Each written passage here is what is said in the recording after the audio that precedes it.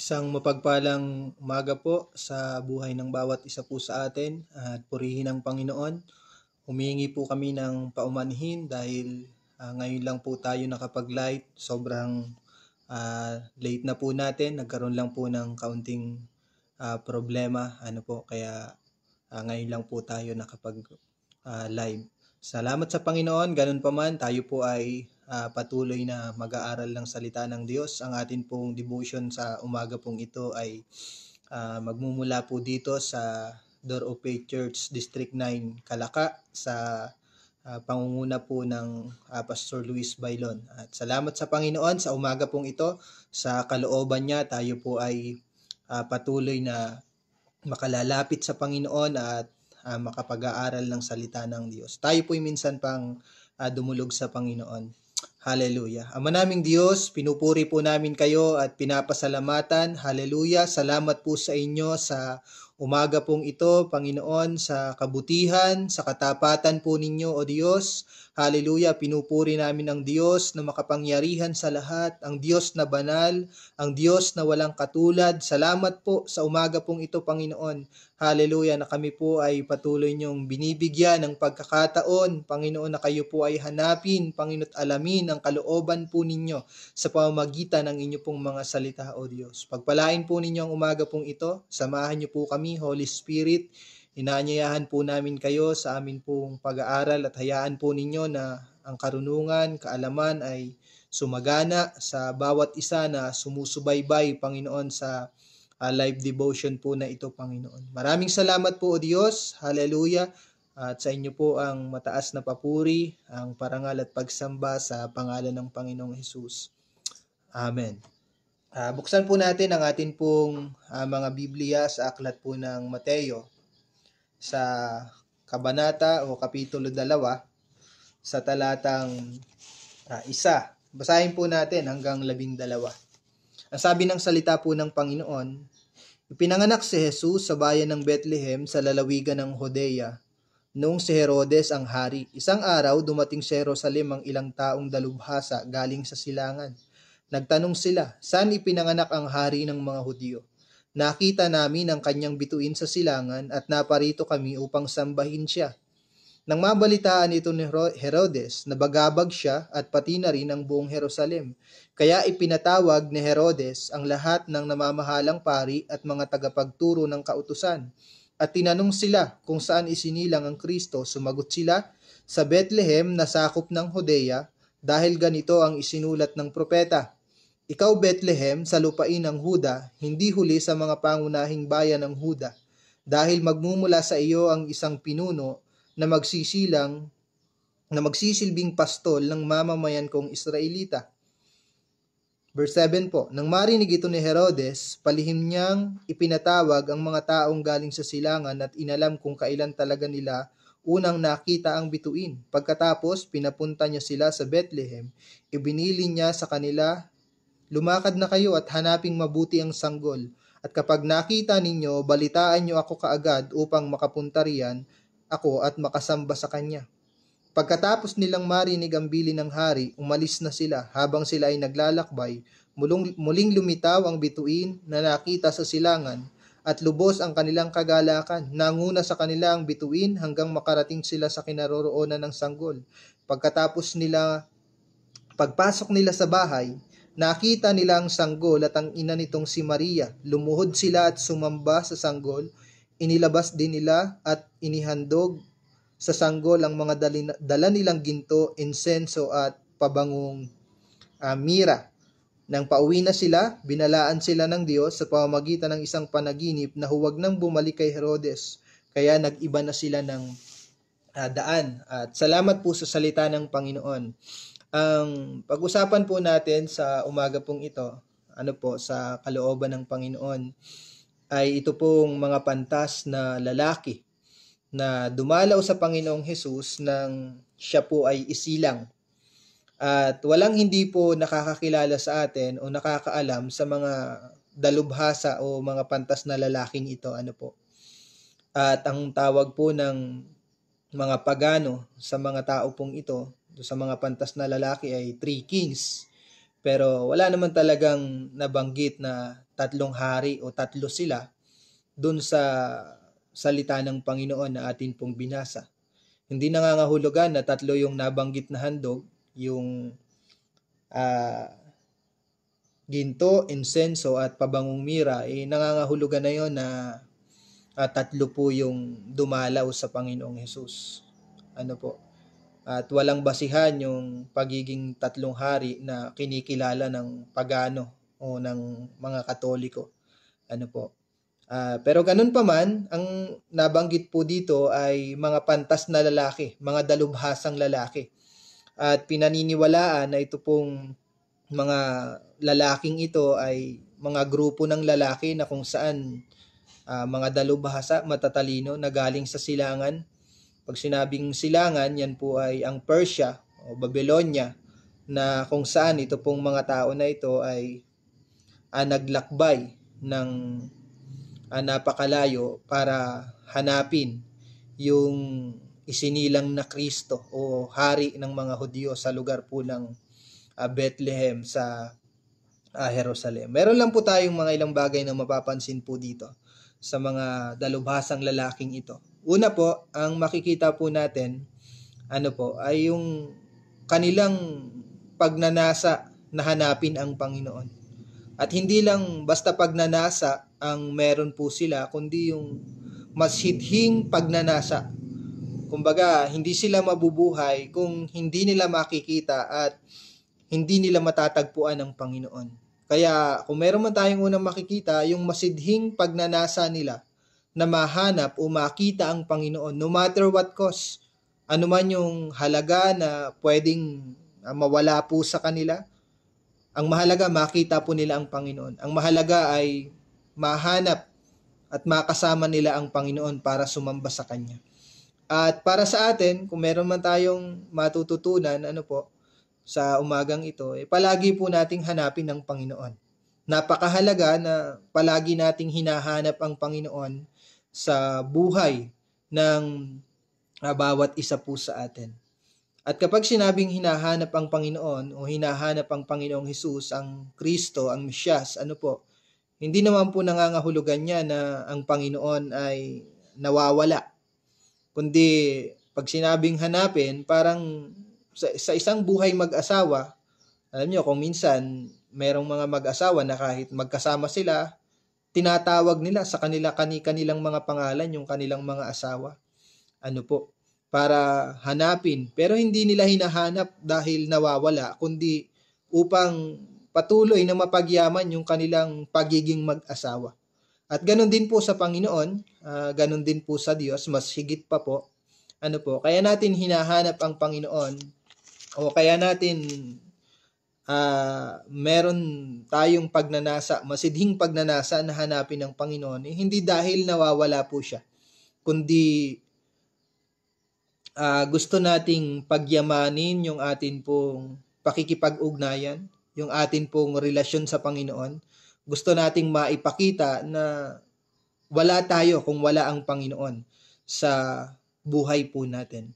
Kaya natin hinahanap ang Panginoon, amen po, hindi dahil nawawala siya, kundi gusto nating palaguin, palalimin, pagyamanin yung atin pong pakikipagrelasyon sa Panginoon.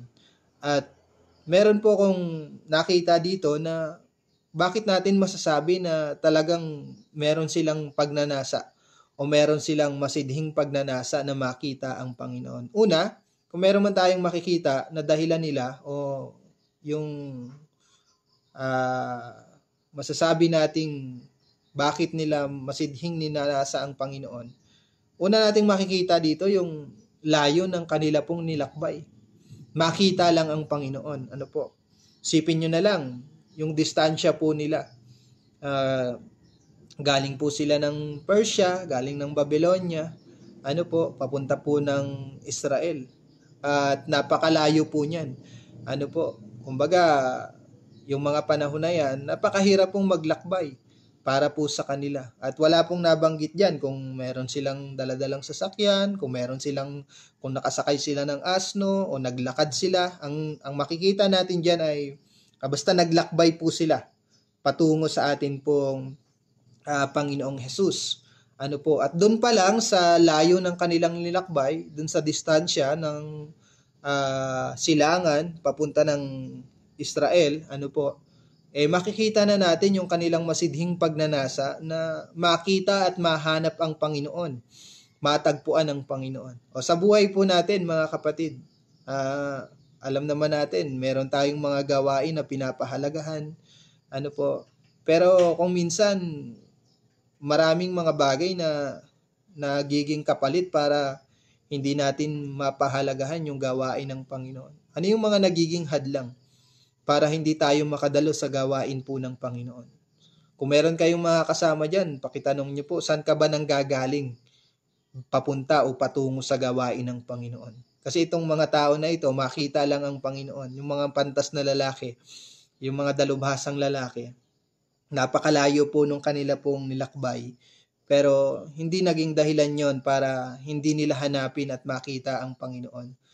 At naglakbay sila ng napakalayo. Kung minsan, sa panahon po natin ngayon, kung sino pa yung mas malapit sa iglesia, mas malapit sa bahay, sambahan, ano po, sa templo ng Panginoon, ano po, kapitbahay na lang, kung minsan, nalilate pa, ano po, at nakakalungkot yung ganun na kung saan, mas napakaliit na ng porsyento na nagpapahalaga ng paghahanap sa Panginoon.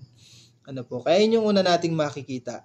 Kung gusto natin ng makitaan tayo ng masidhing pagnanasa, kahit nasaan tayong lugar, ano po, kinakailangan pahalagahan natin ang gawain ng Panginoon. Hanapin natin ang Panginoon sa araw-araw ng buhay po ng bawat isa po sa atin. Pangalawa na makikita po natin dito, bakit natin masasabi na meron silang masidhing pagnanasa? Yung kaalaman nila patungkol po sa darating na Mesyas. Ibig sabihin, ito pong mga taong ito, itong mga dalubhasang tao na ito, mga pantas na lalaki, nagsaliksik po sila ng salita ng Panginoon. Kasi hindi naman po nila malalaman na sa Bethlehem o sa Israel isisilang ito pong hari ng mga Hudyo kung hindi sila nagsaliksik po ng salita ng Panginoon. Kaya masasabi natin na itong mga pantas na lalaking ito, kahit na hindi sila mga Hudyo, hindi sila Israelita, ano po, hindi sila taga-Israel, alam nilang pahalagahan ang salita ng Panginoon. Kung mapapansin po natin, hindi nila hinanap ang hari ng mga Hudyo sa lugar po ng Pilipinas, sa bansa ng Pilipinas, sa bansang Amerika. Hindi nila hinanap ang hari ng mga Hudyo sa kung saan mang bansa, kundi napunta sila sa tamang lugar. At napunta sila doon sa tamang lugar dahil alam nila at meron silang kaalaman na doon talaga isisilang yung hari ng mga Hudyo. Kaya sa ating paghahanap sa Panginoon, mga kapatid, hindi maaari na tayo po ay malayo sa salita ng Panginoon. Hindi maaari na gusto nating matagpuan ng Panginoon. Hindi maaari na gusto nating hanapin ng Panginoon. Pero wala naman tayong pagpapahalaga sa salita ng Diyos. Kung gusto nating makita, matagpuan ng Panginoon, ang totoong Kristo, ang totoong Jesus, maraming Jesus sa panahon natin ngayon, pero yung Jesus na hari ng mga Hudyo, matatagpuan lang po natin ito sa panahon natin ngayon kung pag-aaralan at sasaliksikin po natin ang salita po ng Panginoon ng pinakamabuti nating pagsaliksik.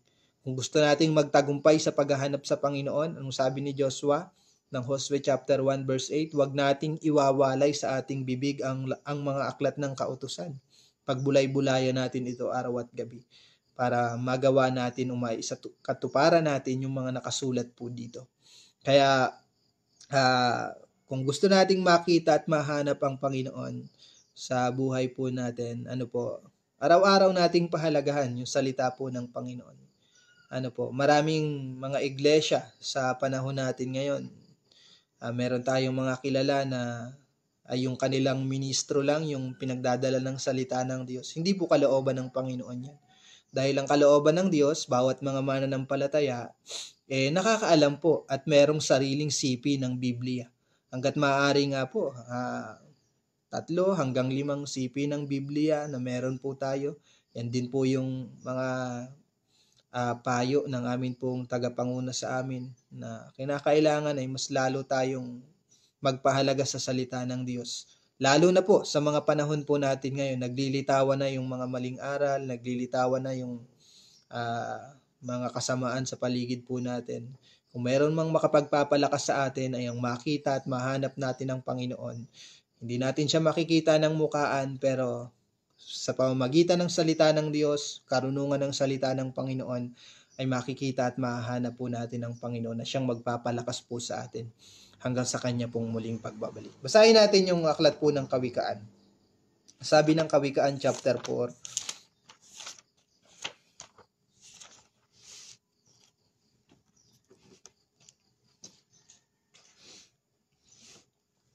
simulan po natin sa verse 5. Sabi dito, hangal ang taong tamad, kaya halos mamamatay sa gutom. Mas mabuti pang magkaroon ng isang dakot na... mali po. Mga ngaral po pala ito. Kawikaan po. So, pasensya na po. Chapter 4, verse 5 po. Ang sabi, pagsikapan mong magkaroon ng karunungan at pangunawa. Di ba po? Kung mapapansin natin, sa panahon natin ngayon, kung mayroon mang mga pinagsisikapan ng tao, pagtatrabaho, kumita ng malaking halaga, pagpapamilya, maraming pinagsisikapan ng mga tao sa panahon natin ngayon. Pero kung meron mang paalala ang salita ng Panginoon para po sa atin, pagsikapan mong magkaroon ng karunungan at pangunawa. Huwag mong kalilimutan ang mga sinasabi ko at huwag kang hihiwalay dito. Huwag mong tanggihan ang karunungan. Sa halip ay pahalagahan mo ito dahil iingatan ka nito. 7. Pinakamahalaga sa lahat ang karunungan at pangunawa. Sikapin mong magkaroon nito kahit na maubos pa ang lahat ng kayamanan mo. Amen po. Doon sa mga taong nais makita at mahanap ang Panginoon, hindi alintana sa atin na magbigay tayo ng halaga, matagpuan lang natin ang karunungan galing sa Panginoon. Na kagaya po nitong mga pantas na lalaking ito, kung ano yung meron sila, yun yung inihandog nila sa Panginoon. Yun yung ibinigay nila sa atin pong Panginoon bilang pagpapakita ng kanila pong pagsamba sa Diyos. Kaya saliksikin natin ang salita ng Diyos kapag tayo po ay naghahanap sa Panginoon. Hindi maaaring gusto nating makita ang Panginoon pero ayaw natin ang kanya pong mga salita. Kung gusto natin makita ang Panginoon, dapat ay gusto rin po natin ang kanya pong mga salita o yung salita po ng Diyos. Ang pangatlo na makikita po natin, mga kapatid, kung bakit natin masidhing masasabi na masidhi o meron silang pagnanasa na makita o mahanap ang Panginoon, yung mga dalubhasang lalaki pong ito, yung matatalinong lalaki, handa po silang maisapanganib yung kanila pong buhay. Ang mahalaga sa kanila, makita ang Panginoon. Kahit na malagay sa alanganin o malagay sa panganib yung kanila pong mga buhay, hindi nila inisip yon. Hindi nila iniisip kung ano yung pwedeng mangyari sa kanila. Dahil kung mapapansin natin, yung binasa po natin sa Mateo chapter 2, ang sabi po doon, ang hari ng mga panahon na yon ay si Haring Herodes. Na kung pag-aaralan po natin, ito pong Haring Herodes na ito ay napakalupit po.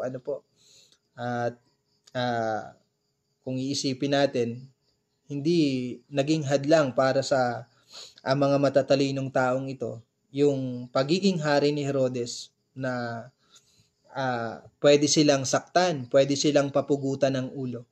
Isipin nyo na lang, kagaya po ng mga natanggap natin o naririnig nating turo. Pupunta tayo sa presidente ng Pilipinas, tapos hahanapin natin kung nasaan yung presidente ng Pilipinas, pero kaharap na po natin. At ganun po yung nangyari dito. Hinahanap nila ang hari ng mga Hudyo, pero ang totoo niyan, kaharap nila yung hari ng mga Hudyo ng mga panahon na yon. Pero ang totoong hari na kanila pong hinahanap ay walang iba kundi ang atin pong Panginoon. Kaya sa buhay natin, madaling sumunod sa Panginoon kapag sumasang-ayon o pumapabor sa atin yung mga bagay sa paligid natin, yung sitwasyon ng buhay po natin. Pero papaano kapag meron ng mga hadlang? Papaano pag meron ng kawalan? Kung minsan ay merong kakulangan sa pagkain, kung minsan ay merong mga problema sa pamilya, suliranin sa pamilya, mananatili po ba tayo na hinahanap natin ng Panginoon? Madaling sumunod kapag madali ang sitwasyon, pero papaano kapag kailangan ng maglaan ng halaga? Paano kapag kailangan ng isuko yung mga bagay na meron ka, isuko yung iyong pag-aaral, isuko yung iyong negosyo, ano po, o kung meron ka mang negosyo, kinakailangan mong ipagamit sa Panginoon yung mga bagay na meron ka. Madaling sumunod kapag madali ang sitwasyon. Pero kung ilalagay natin yung ating sitwasyon dito sa mga pantas na lalaking ito, nasa panganib yung kanilang buhay, pero hindi alintana sa kanila yung mga bagay na yun. Ang mahalaga ay mahanap at makita po nila ang Panginoon sa kanila pong mga buhay. Sahin po natin yung aklat po ng mga awit. Aklat po ng awit, 105.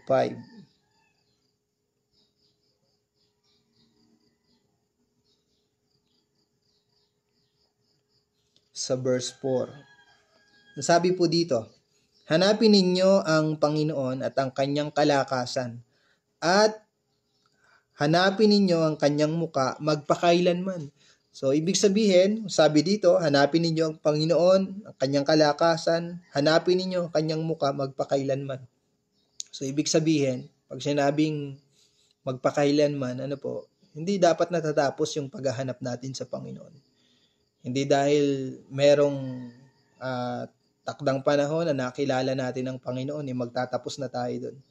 Hindi dahil meron na tayong pananampalataya at paniniwala sa Diyos at pagtitiwala doon sa natapos na ginawa ng Panginoon doon sa krus ng Kalbaryo, matatapos na rin po doon yung paghahanap natin sa Panginoon. Hindi po, ang sabi dyan, ang nabanggit po dyan, hanapin ninyo ang Panginoon, ang kanyang muka, magpakailanman. Walang katapusan pag sinabing magpakailanman. Habang tayo po ay nabubuhay sa mundo pong ito, kinakailangan ay palagi tayong naghahanap sa Panginoon.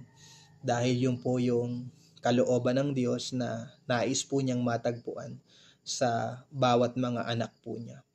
At kaya pagising pa lang po natin sa umaga hanggang pagtatrabaho natin, anuman yung mga ginagawa natin sa paligid, mga manggagawa ng Panginoon, yung mga nag-aaral, hanggang sa pagpapahinga natin sa gabi, kailangan matagpuan tayong naghahanap palagi sa Panginoon ng buong puso nating paghahanap. Ano man yung pwedeng maging hadlang, ano man yung mga sitwasyon sa paligid natin, dapat ay makita at mahanap natin ang Panginoon o yung kanyang kalwalhatian at kagandahan sa pamamagitan ng salita po ng Diyos.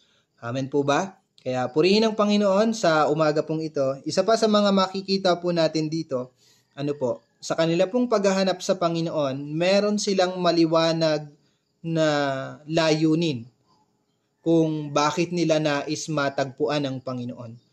Lahat po tayo, kumbaga, dumadalo sa gawain ng Panginoon. Pero ano yung layunin natin? Bakit tayo nagsisihanap sa Panginoon? Bakit natin nais makita ang Panginoon sa buhay po natin? Ang sabi po nitong binasa po natin, basahin ko na lang po ulit, sa verse 2, Matthew chapter 2 verse 2. Nagtanong sila, saan ba ipinanganak ang hari ng mga Hudyo? Hinahanap nila ang Panginoon. Nakita namin ang kanyang bituin sa silangan at naparito kami upang sambahin siya. Amen po. Yung kanilang paghahanap sa Panginoon ay merong maliwanag na layunin. Kung bakit nila gustong makita ang Panginoon, kung bakit nila gustong mahanap ang Panginoon, ay para sumamba sa Diyos, para sambahin ang atin pong Panginoong Jesus. Kaya sa ating paglapit sa Panginoon, hindi lang tayo basta lumalapit dahil meron tayong mga pangangailangan. Hindi tayo basta lumalapit sa Diyos para lang sa buhay po na ito, para sa mga material na bagay, para sa pagpapayaman, pagpapaunlad, pagpapaginhawa sa buhay na ito. Sabi nga ng salita ng Panginoon, kung nagsisiasa tayo sa Panginoong Jesus, sa Diyos, para lang sa mga buhay, sa buhay po na ito, tayo na po yung pinakakawawa sa panahon po natin ngayon. Kaya isang maliwanag na dahilan kung bakit natin hinahanap ang Panginoon, hindi dahil sa mga material na bagay o mga panlupang bagay, kundi gusto nating maipakita na tayo po ay sumasamba sa Kanya. Ganon din po yung mga alagad sa Mateo chapter 28, basahin po natin. Yung mga alagad po ng Panginoon,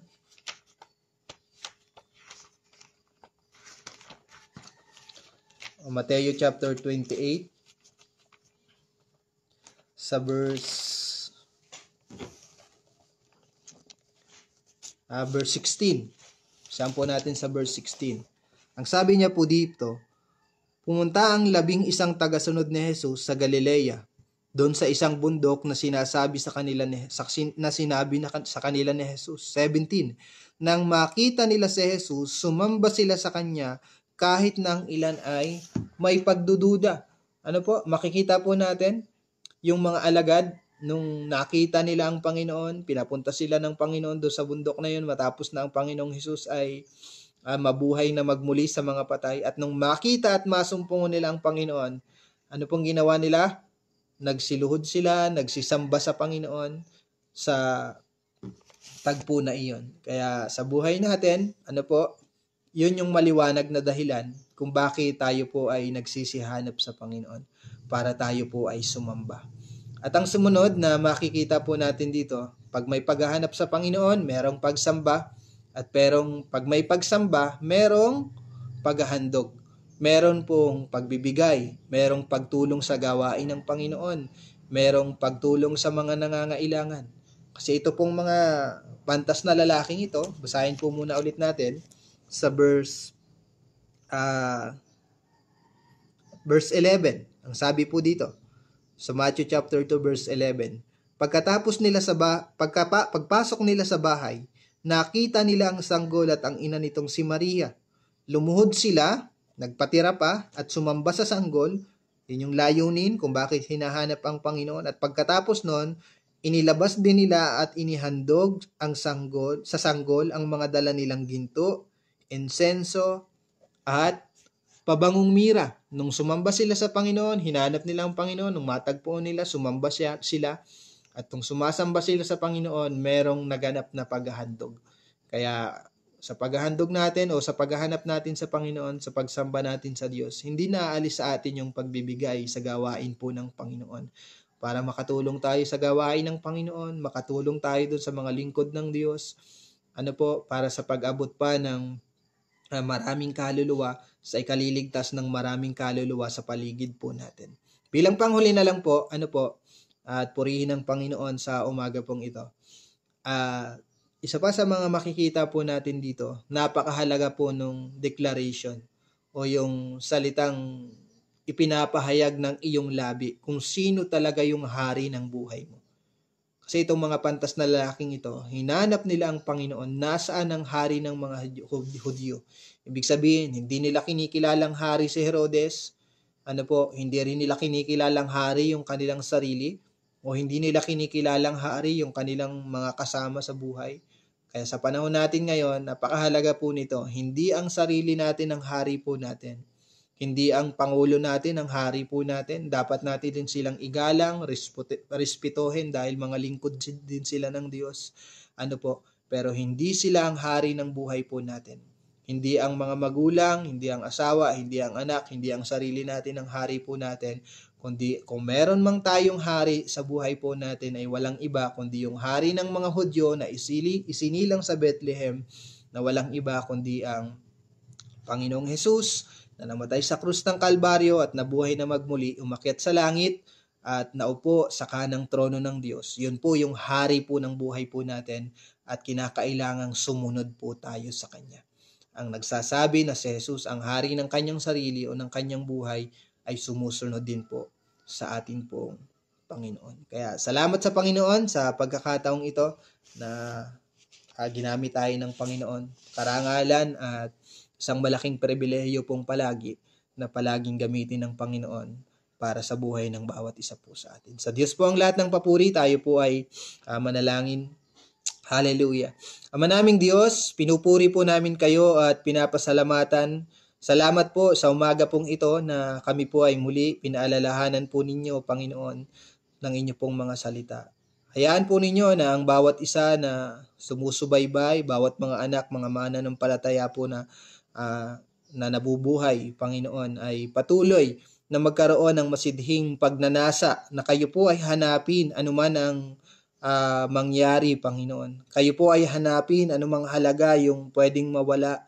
Kayo po ay hanapin anumang panganib ang pwedeng dumating sa buhay ng bawat isa po sa amin. At alam naman po namin na kapag kami po ay nagpapahalaga sa inyo, inuuna po namin kayo. Hindi nyo kami pababayaan, hindi nyo kami iiwan dahil alam namin na kayo ay Diyos na makapangyarihan, Panginoon, na palaging nag-iingat, umaalalay at pumapatnubay sa bawat isa po sa amin, Panginoon.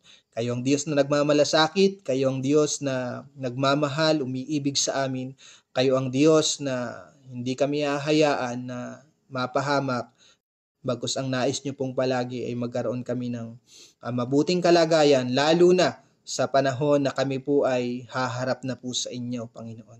Purihin po kayo sa Diyos po na makapangyarihan sa lahat at pagpalain po ninyo ang group page po na ito, ang pag-aaral ng salita ng Panginoon. Salamat po sa mga sumusubaybay. Pagpalain po ninyo ang buhay ng bawat isa.